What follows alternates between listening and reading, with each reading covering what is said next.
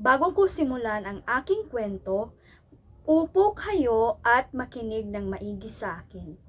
Handa na ba kayong makinig? Sisimulan ko na ang kwento. Sa probinsya ng Bohol, matatagpuan ang primerang klase na lungsod, ang Ubay. Dito matatagpuan ang pinakamalaking barangay San Pascual na kinikilalang may magkakaibigang nag-aalaga sa kalikasan. Sila ay sina Burol, Inang Dam, Munying Dam at Ilog. Si Burol ay ang Kambugsay Hills. Mataas siya, luntian at tahimik. Araw-araw, binibigyan niya ng sariwang hangin at lakas ang mga tao. Si Inang Dam ay ang Mother Dam. Siya ang nag-iipon ng tubig para sa mga taniman at pinagmulan ng tubig bawat tahanan. Palagi niyang sinasabi, magtipid kayo ng tubig. Mahalaga ito sa ating lahat. Si Munying Dam naman ay ang Baby Dam.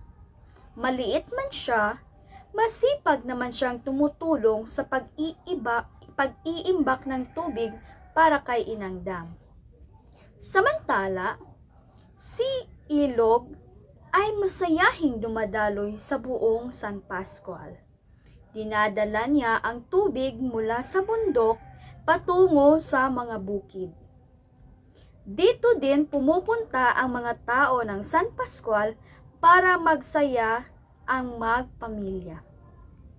Isang araw, dumating ang matinding init.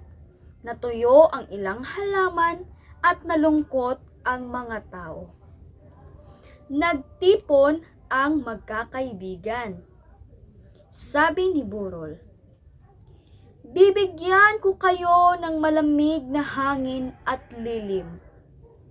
Sabi ni Inang Dam, ibubukas ko ang aking tubig para sa mga taniman. Sabi ni Munying Dam, ako rin ay tutulong. At sabi ni Ilog, ako ang magdadala ng tubig sa bawat sulok. Dahil sa kanilang pagtutulungan, muling naging luntian ang mga bukid at masaya ang mga tao. Kaya, natutunan ng mga tao sa San Pascual na mahalin at alagaan ang kalikasan, ang Burol, Dam at Ilog. Dahil sila ang nagbibigay buhay sa kanilang barangay. At mula noon, namuhay silang masaya kasama ang kanilang kalikasan.